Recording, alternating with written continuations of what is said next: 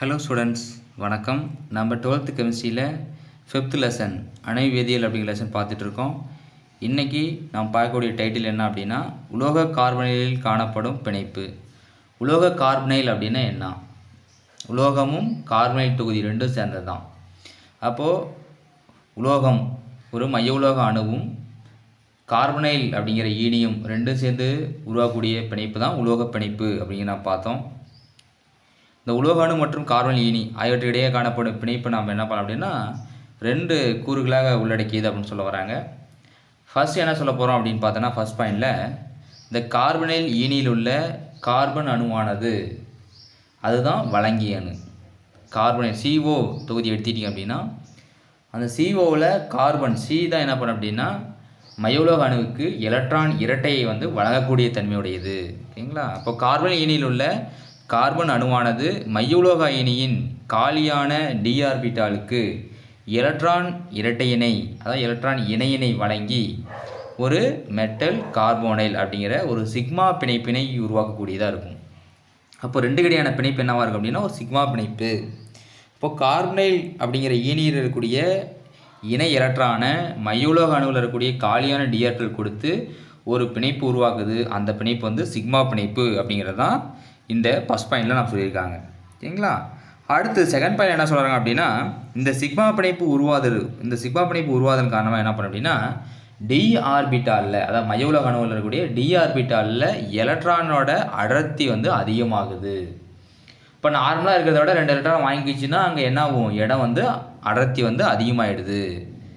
ஓகேங்களா? இதன் காரணமாக மையவுலோக அணுவில் எலக்ட்ரான் செறிந்து காணப்படுகிறது. இதனால் என்ன பண்ண அப்படின்னா மையவுலோக அணுவில் எலக்ட்ரான்கள் செறிந்து காணப்படுது. இப்போ அதிகமாக இருக்கும்போது என்ன பண்ண அப்படின்னா அதை ஈடு செய்கிறதுக்கு அந்த வாங்கிய எலக்ட்ரான் இணையை என்ன பண்ண அப்படின்னா மறுபடியும் அது கொடுக்குது. அதெல்லாம் என்ன செய்வீங்க அப்படின்னா ஈடு செய்யும் பொருட்டு உலோகத்தில் நிரப்பப்பட்ட டி ஆர்பிட்டால்கள் கார்பனைல் ஈனியின் காலியான பை ஆர்பிட்டாலுடன் இடையீடு செய்வதுடன் எலக்ட்ரான் அடர்த்தியை மீளவும் ஈனிக்கு பரிமாற்றம் செய்கிறது. மறுபடியும் என்ன பண்ண அப்படின்னா ஈனிட்டிருந்து வாங்கினதை மறுபடியும் ஈனிக்கு என்ன பண்ண அப்படின்னா பரிமாற்றம் செய்யுது. அந்த இரண்டாவது கூரை தான் என்ன சொல்கிறோம் அப்படின்னா பை பின் பிணைப்பு அப்படின்னு நம்ம சொல்கிறோம். பை பின் பிணைப்பு, பை பேக் பாண்ட் அப்படின்னு சொல்லக்கூடியது. இதான் ரெண்டாவது கூற்று நம்ம எடுத்துக்கலாம். ஓகேங்களா? அப்போ 2 கூறுகளில் சொன்னோம். ஃபர்ஸ்ட் ஒன் பார்த்தோம் அப்படின்னா மையவுலோக அணுவுக்கு ஈனிலிருந்து எலக்ட்ரானை வழங்கி ஒரு சிக்மா பிணைப்பினை ஏற்படுத்துது. அப்போ மையவுலோக அணுவில் எலக்ட்ரான் செறிந்து காணப்படுறதுனால அதை ஈடு செய்கிறது என்ன பண்ணுது அப்படின்னா மையவுலோக அணுவானது நிரப்பப்பட்ட டி ஆர்பிட்டால்கள் காலியான பை ஆர்பிட்டால், ஈனியில் இருக்கக்கூடிய காலியான பை ஆர்பிட்டாலுக்கு எலக்ட்ரான் இரட்டையை வழங்கி ஒரு பின் பிணைப்பை ஏற்படுத்தக்கூடியதாக இருக்கும். இதுதான் 2வது கூறு. ஓகேங்களா? சரி, அப்போ உலோக கார்பனில் ஈனியிலிருந்து மையவுலோக அணிக்கு சிக்மா பிணைப்பின் வழியாகவும், மையவுலோக அணுவுக்கு ஈனியிலிருந்து ஒரு சிக்மா பிணைப்பு வழியாகவும் உலோகத்திலிருந்து ஈனிக்கு பை பின்பிணைப்பின் வழியாகவும் எலக்ட்ரான் அடர்த்தியில் நகர்வு ஏற்படுகிறது. இதை தான் நம்ம சொல்லிட்டோம். ஃபஸ்ட் என்ன பண்ணுதுன்னா ஈனியிலேருந்து மையவுலோக அணிக்கு போகுது. இப்போ 2வது என்ன சொல்கிறோம் அப்படின்னா மையவுலோக அணியிலேருந்து ஈனிக்கு போகுது. ஈனியிலேருந்து மையவுலோக அணிக்கு வந்துச்சுன்னா அது சிக்மா பிணைப்பு. அதே மையவுலோக அணியிலேருந்து ஈனிக்கு போச்சு அப்படின்னா அது பை பின் பிணைப்பு அப்படின்னு நம்ம சொல்கிறோம். ஓகேங்களா? இதை தான் நம்ம என்ன பண்ணீங்க அப்படின்னா ஒரு டயக்ராமில் சொல்லியிருக்காங்க பாருங்கள். இதில் நம்ம சிக்மா பிணைப்புனா என்ன, பை பிணைப்புனா என்ன, இதெல்லாம் நம்ம 11th பார்த்துருக்கோம். சிக்மா பிணைப்பு என்பது நேருக்கு நேராக மேற்பொருந்தக்கூடியதாக இருக்கும். நேர்கோட்டில் மேற்பொருந்துச்சு அப்படின்னா சிக்மா பிணைப்பு. பை பிணைப்பு அப்படின்னா பக்கவாட்டில் மேற்பொருந்துச்சு அப்படின்னா அதுதான் பை பிணைப்பு அப்படின்னு சொல்லுவோம். அந்த ஆர்பிட்டால்கள், அந்த மடல்கள், லோப் இருக்குது பார்த்தீங்களா, அது நேர்கோட்டில் மேற்பொருந்துதா இல்லை பக்கவாட்டில் மேற்பொருந்துதா அப்படிங்கிறத பொறுத்த நம்ம பை பிணைப்பு, சிக்மா பிணைப்பு அப்படிங்கிற நம்ம வகைப்படுத்துகிறோம். இல்லை ஃபஸ்ட்டில் நம்ம என்ன சொன்னோம், ஈனியிலிருந்து பாருங்கள், இந்த டயக்ராம் பார்த்தீங்கன்னா உங்களுக்கு தெரியும். இதில் பார்த்தோம் அப்படின்னா ஈனி அப்படிங்கிறது இந்த CO கார்பனைல், இந்த கூடிய கார்பன், இந்த கூடிய ஆக்சிஜன். இந்த COலேருந்து பார்த்தோம் அப்படின்னா இந்த கார்பன் தான் எதுக்கு வழங்குது அப்படின்னா காலியான, இதெல்லாம் பார்த்தோம் அப்படின்னா காலியான டி ஆர்பிட்டால் பெற்றிருக்கக்கூடிய ஒரு மைய உலோக அணு. இப்போ வழங்கி நமக்கு என்ன பிணைப்பு ஏற்படுத்து அப்படின்னா ஒரு சிக்மா பிணைப்பினை ஏற்படுத்தக்கூடியதாக இருக்கும். அந்த சிக்மா பிணைப்பு எப்படி இருக்குது அப்படின்னா நேர்கோட்டில் மேற்பொருந்தது, நேருக்கு நேராக மேற்பொருந்தக்கூடியதாக இருக்கும். இதில் பாருங்கள், இந்த உலோகத்துக்கும் இந்த ஈனிக்கிடையான பிணைப்பு எப்படி இருக்குது அப்படின்னா நேருக்கு நேராக, அந்த மடல்கள் ஒன்றும் நேருக்கு நேராக மேற்பொருந்தக்கூடியதாக இருக்கும். அதனால் கிடைக்கக்கூடிய பிணைப்பு தான் சிக்மா பிணைப்பு. ஓகேங்களா? இது நம்ம ஃபார்வர்ட் பாண்ட் அப்படின்னு நம்ம சொல்லுவோம். அடுத்தது நம்ம ரெண்டாவது கூறு சொன்னோம்ல, அது என்ன பண்ணுது? நிரப்பப்பட்ட d-ஆற்றலை பெற்றக்கூடிய உலோக அணுவிலிருந்து, அப்போது பாருங்கள், உலோக அணுவில் நிரப்பப்பட்ட எலக்ட்ரான் இருக்குது, நிரப்பப்பட்ட d-ஆற்றல் இருக்குது. அது வந்து காலியான ஈனியில் வந்து காலியான ஆர்பிட்டாலுக்கு எலக்ட்ரான் இரட்டையை கொடுக்குது. அது மூலிமா வரக்கூடிய பிணைப்பு தான் என்ன சொல்கிறோம் அப்படின்னா பை பின் பிணைப்பு அப்படின்னு நம்ம சொல்கிறோம். ஓகேங்களா? அப்போ 2 பிணைப்பு என்ன உங்களுக்கு தெரிஞ்சிருச்சு. சிக்மா பிணைப்பு அப்படின்னா என்ன, பை பின் பிணைப்பு அப்படின்னா என்ன, இது 2 தான் இந்த கூற்றில் சொல்லிடக்கூடியது. அடுத்து ஒரு உலோக அணைவுச் சேர்மங்களில் நிலைப்புத்தன்மை. ஒரு உலோக அணைவுச் சேர்மம் அப்படின்னா எப்படி நிலைப்புத்தன்மையாக இருக்குது அப்படிங்கிற பார்க்கலாம். முன்னாடியே சொன்ன வரையிலும் நிலைப்புத்தன்மை எப்படி வருது? கொடுத்தல் வாங்குதல் மூலியமாக நிலைப்புத்தன்மை வந்து அதிகமாகுது. ஓகேங்களா? அப்போ என்ன பண்ணுது? இதுலேருந்து அது கொடுக்குது, அது மையவுலோக அணுவிலிருந்து ஈனிக்கு கொடுக்குது, ஈனியிலிருந்து மையவுலோகம் கொடுக்குது. அப்போ கொடுத்தல் வாங்குதல் இருக்கனால தான் அந்த அணைவுச் சேர்மங்கள் அயனியாகாமல் நிலைப்புத்தன்மை பெற்றக்கூடியதாக இருக்கும். ஓகேங்களா? அதனால தான் நம்ம தண்ணியில் போடும்போது கூட அந்த அணைவுக்குள்ளே இருக்க ஸ்கொயர் பிரேக்கரில் கூடிய அந்த மையவுலோகமும் அதில் கூடிய ஈனிகளும் என்ன பண்ணுறதில்ல, அயனியாக மாறதில்லை. அதோட நிலைப்புத்தன்மை என்ன பண்ணலாம் அப்படின்னா 2 வழியில் நம்ம விளக்கலாம். அதில் ஃபர்ஸ்ட் ஒன்று என்ன அப்படின்னா வெப்ப இயக்கவியல் நிலைப்புத்தன்மை அப்படின்னு சொல்லுவோம். செகண்ட் ஒன்று பார்த்தோம் அப்படின்னா வேதி வினை வேகவியலோட நிலைப்புத்தன்மை. இந்த 2 இதை வச்சு தான் நம்ம சொல்ல போகிறோம். தெர்மோடைனமிக்கலாக எப்படி வந்து ஸ்டேபிளாக இருக்குது அப்படிங்கிறத பார்க்கலாம். கெமிக்கல் கைனடிக்கில் எப்படி ஸ்டேபிளாக இருக்குது அப்படிங்கிறத நம்ம பார்க்க போகிறோம். வெப்ப இயக்கவியல் நிலைப்புத்தன்மை என்பது அணைவுச் சேர்மம் உருவாதலில் நிகர கட்டிலா ஆற்றல் மாற்றம். ஒரு அணைவுச் சேர்மம் உருவாகும் போது அது ஏற்படக்கூடிய கட்டிலா ஆற்றல் மாற்றத்தை நம்ம வச்சுக்கிட்டு என்ன பண்ணலாம் அப்படின்னா நிலைப்புத்தன்மை நம்ம கண்டுபிடிக்கலாம். ஓகேங்களா? அதில் ஏற்படக்கூடிய கட்டிலா ஆற்றல் மாற்றத்தை வச்சு நம்ம கண்டுபிடிக்கலாம். அதான் ΔG அப்படின்னு நாம் சொல்லுவோம்.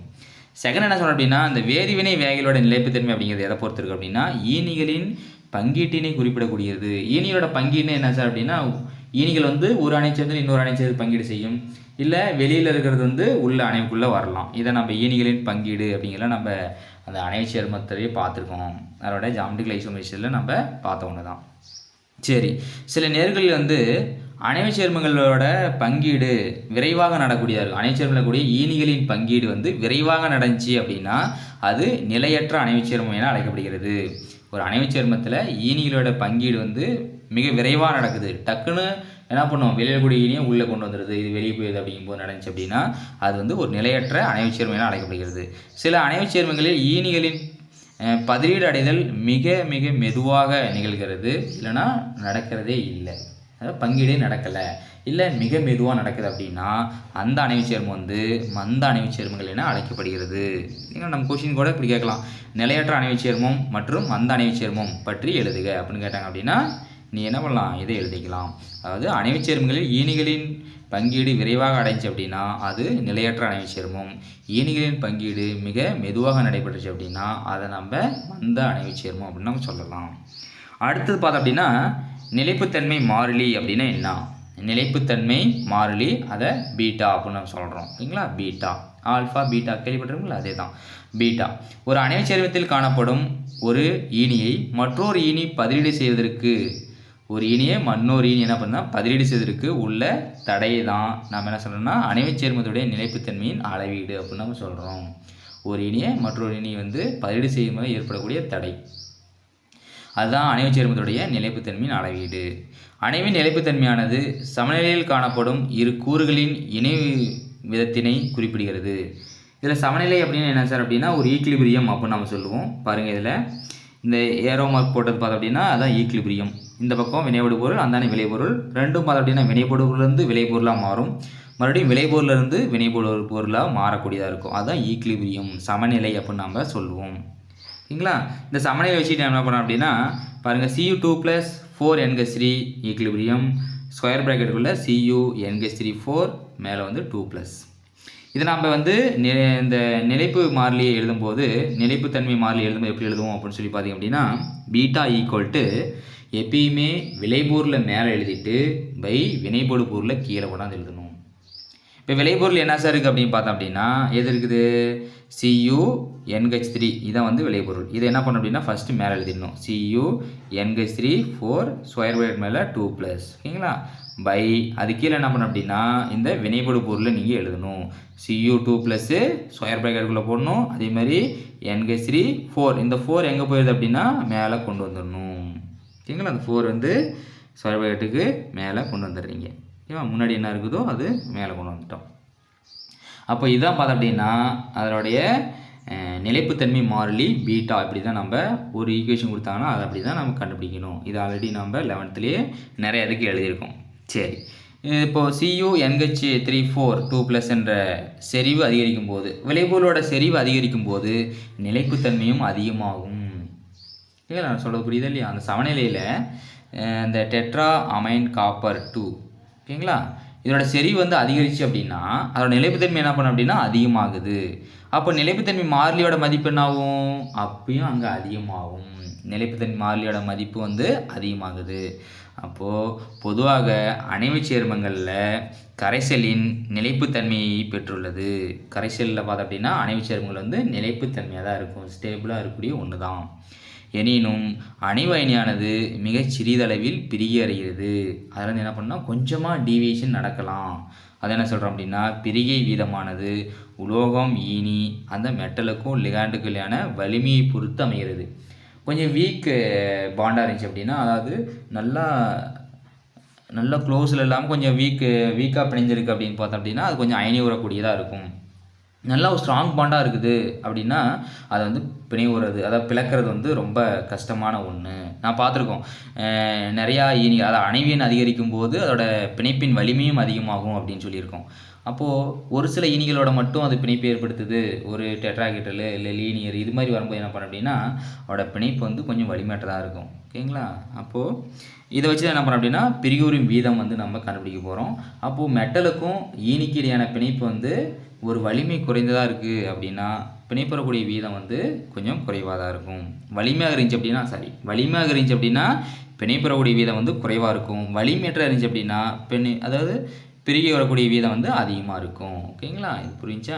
அப்போது பிரிகி வர வீதம் வந்து எப்போ குறைவாக இருக்குது அப்படின்னா அந்த உலோகத்துக்கும் ஈனியோட பிணைப்பு வந்து வலிமையாக இருந்துச்சுன்னா பிரிகி அடைகிறது கஷ்டம். அப்போ அதோட வீதம் வந்து குறைவு. சரி, அடுத்து பாருங்கள், நீர்க்கரைசலில் அணைவு அயனியின் பிரிவுறும் போது பிரிவுற்ற அயனிக்கும் பிரிவுறாத அயனிக்கும் இடையே ஒரு சமநிலை காணப்படுகிறது. இப்போ நம்ம ஒரு சமநிலைன்னு எதை சொல்லுவோம்? வினைபடு பொருள் முழுவதும் விளைபொருளாக மாறிச்சு அப்படின்னா அது சமநிலை கிடையாது. ஆனால் இந்த வினைபடு பொருள் விளைபொருளாகவும் மாறிட்டு அந்த விளைபொருள் வினைபடு பொருளாகவும் மாறும். அப்போ அங்கே என்ன இருக்கும் அப்படின்னா வினைபடு பொருளும் இருக்கும் விளைபொருளும் இருக்கும். அதான் என்ன சொல்ல அப்படின்னா சமநிலை. அப்போ பிரிகை விட்டதாக இருக்கும், பிரிகை விடாத இருக்கும். அந்த விளைபொருள் வந்து பிரியாமல் அப்படியே இருக்கும், இல்லை அப்படின்னா பிரிஞ்சு போகக்கூடியதாகவும் இருக்கும். அதை நம்ம என்ன சொல்கிறோம் அப்படின்னா ரெண்டும். அப்போ ரெண்டுமே வந்து எப்படி இருக்குன்னா ஒரு சமநிலையில் காணப்படக்கூடியது போது பிரிகை சமநிலை மாறிலி இல்லைனா நிலைப்புத்தன்மையற்ற மாறிலி மூலமாக உலோகையின் நிலைப்புத்தன்மை குறிப்பிடலாம். இப்போ இது மாதிரி இருக்குது சார், அதாவது ரெண்டுமே பிரிகை உடையதாக இருக்குது, பிரிகை விடாத இருக்குது. அப்படிங்கும்போது அதோட பிரிகை சமநிலை மாறிலி நம்ம கண்டுபிடிக்க போகிறோம். இதுக்கு ஒரு எக்ஸாம்பிளாக மறுபடியும் அதே தான் கொடுத்துருக்காங்க. டெட்ராமைன் காப்பர் 2 அப்படிங்கிறது தான் அந்த அயன்ஸ் தான், அந்த அயனி தான் கொடுத்துருக்காங்க. அது எப்படி பிரியுதுன்னா Cu2+ 4NH3 பிரியுது. அப்படி பிரியிறது வந்து பார்த்தோம் அப்படின்னா பகுதி அளவு தான் பிரியுது, முழுமையாக பிரிகை அடையில. அப்போது அதில் CuNH3 2+ இருக்குது. அதே கரைசலையே பார்த்தோம் அப்படின்னா Cu2+ இருக்கும், அதேமாதிரி 4NH3 இருக்கும். ஓகேங்களா, அப்போ ரெண்டு கடையில் என்ன பண்ணோம் அப்படின்னா ஒரு பிரிகை சமநிலை மாறிலி அப்படிங்கிறத நம்ம கண்டுபிடிக்க போகிறோம். பிரிகை சமநிலை மாறிலின்னு சொல்லலாம், இல்லைனா நிலைப்புத்தன்மையற்ற மாறிலி அப்படின்னு நம்ம சொல்லலாம். ஓகேங்களா, அப்போது அதை என்ன சொல்கிறோம் அப்படின்னா ஆல்ஃபா. ஓகேங்களா, ஆல்ஃபா அப்படின்னு நம்ம சொல்கிறோம். நிலைப்புத்தன்மை மாறிலி அப்படிங்கிறத பிரிகை சமநிலை மாறிலி, இல்லை அப்படின்னா இன்னொன்று பார்த்தோம் அப்படின்னா என்ன சொல்லலாம் நிலைப்புத்தன்மையற்ற மாறிலி அப்படின்னு நம்ம சொல்லலாம். அதை நம்ம ஆல்ஃபான்னு வச்சுட்டோம். அப்போ நம்ம எழுதுறது எப்படி எழுதுவோம்? எப்பயுமே ரைட் சைடில் அந்த விளைபொருள் பக்கத்தை ஃபஸ்ட்டு மேலே எழுதிட்டு கீழே வந்து வினைபடு பொருளை கொண்டாந்து கீழே எழுதுவோம். அப்போ alpha Cu2+ square bracket NH3 4, அடுத்தது அது ஸ்கொயர் ப்ராக்கெட் போட்டுறீங்க. அடுத்து கீழே பார்த்தோம் அப்படின்னா CuNH3 4 ஸ்கொயர் ப்ராக்கெட் மேலே 2+ அப்படின்னு கொண்டாந்து நம்ம எழுதிக்கிட்டோம். அப்போ அது ஈக்குவேஷன் நம்பர் 1 and 2. ஃபஸ்ட் ஈக்குவேஷனில் அப்படின்னு பார்த்தீங்க அப்படின்னா இந்த ஈக்குவேஷன் எடுத்துக்கிறோம். 1வது ஈக்குவேஷன் அப்படிங்கிறத நீங்கள் எடுத்துட்டீங்க. ஓகேங்களா, இந்த 1வது ஈக்குவேஷன் அப்படிங்கிறது பாருங்கள். இதையும் அடுத்தது ஈக்குவேஷன் நம்பர் 2 அப்படிங்கிறது எதுனா இதான் ஈக்குவேஷன் நம்பர் 2. இது ரெண்டையும் கொண்டாந்து என்ன பண்ணுறோம் அப்படின்னா எழுதிக்கிறோம்.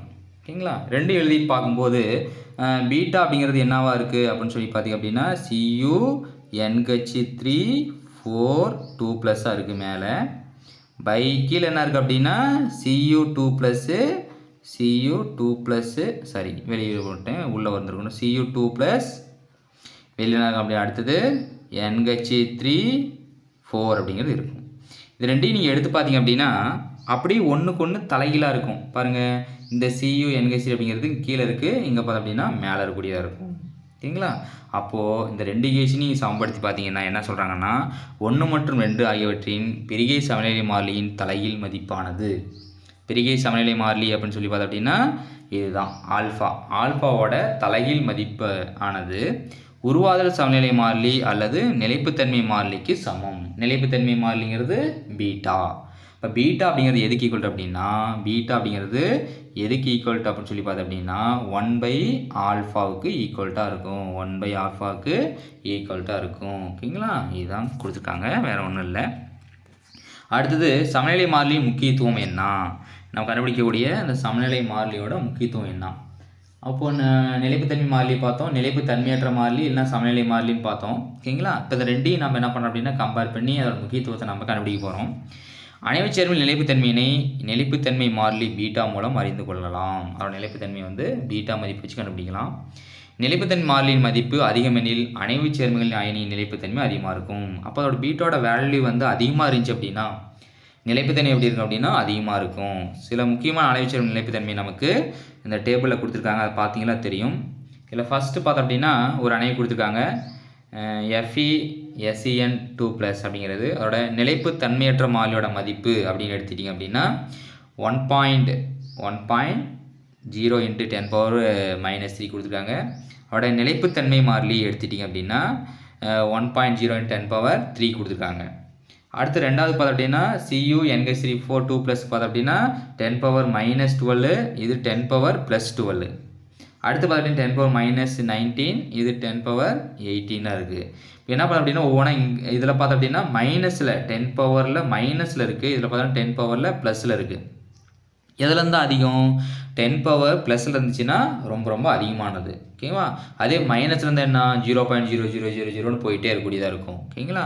அப்போது நிலைப்புத்தன்மையோட மாறிலியோட மதிப்பு என்ன பண்ணுது அப்படின்னா ப்ளஸில் நமக்கு கிடைக்குது. நிலைப்புத்தன்மை மாறிலியோட மதிப்பு ப்ளஸில் கிடைக்கக்கூடியதாக இருக்குது. லாஸ்ட் ஒன் பாருங்கள், அந்த கச்சி மெர்க்குரி டெட்ரா சயனைடோ CN4 அப்படிங்கிறது பார்த்தோம் அப்படின்னா அதோட நிலைப்புத்தன்மையற்ற மாறிலியோட மதிப்பு பார்த்தோன்னா 10⁻−42 இருக்குது. அதோட நிலைப்புத்தன்மை மாறிலி பார்த்தோம் அப்படின்னா இந்த 2.5 × 10⁻41 இருக்குது. ஓகேங்களா? இந்த ரெண்டுலையும் விற்று பார்க்கும்போது நமக்கு அதோட நிலைப்புத்தன்மை ஈஸியாக நம்ம என்ன பண்ணலாம் அப்படின்னா கண்டுபிடிச்சிடலாம். நிலைப்புத்தன்மையை ஈஸியாக நம்ம கண்டுபிடிச்சி சொல்லிடலாம். அப்போது இதை கொடுக்கக்கூடிய அட்டவணையிலேருந்து நமக்கு என்ன தெரியும் அப்படின்னா எதோட நிலைப்புத்தன்மை மதிப்பு அதிகமாக இருக்குதோ அது அதிக நிலைப்புத்தன்மையாக இருக்கும், எதோட மதிப்பு குறைவாக இருக்குதோ அது குறைவான நிலைப்புத்தன்மையோடையதாக இருக்கும். இதை நீங்கள் வச்சு ஈஸியாக நீங்கள் கண்டுபிடிச்சி சொல்லிடுவீங்க, நீங்களே சொல்லிடலாம். அதில் ஃபர்ஸ்ட் ஒன் பார்த்தோம் அப்படின்னா இதுக்கு 10⁻³ தான் இருக்குது. அப்போது குறைவான நிலைப்புத்தன்மை உடையதாக இருக்கும். அதே அதிகமான நிலைப்புத்தன்மை பார்த்திங்க அப்படின்னா இந்த லாஸ்ட்டாக இருக்கக்கூடியது பார்த்தோம் அப்படின்னா அதிகமான நிலைப்புத்தன்மையாக இருக்குது 10⁻41. அப்போது அதிக நிலைப்புத்தன்மை உடையது அப்படின்னா கஜி CN4 அப்படிங்கிறது அதிக நிலைப்புத்தன்மை உடையது அப்படின்னு கேட்கலாம். அதே குறைவான நிலைப்புத்தன்மை உடையது எதுன்னு சொல்லி பார்த்தோம் அப்படின்னா இந்த FeSen2+ அப்படிங்கிறது குறைவான நிலைப்புத்தன்மை உடையது.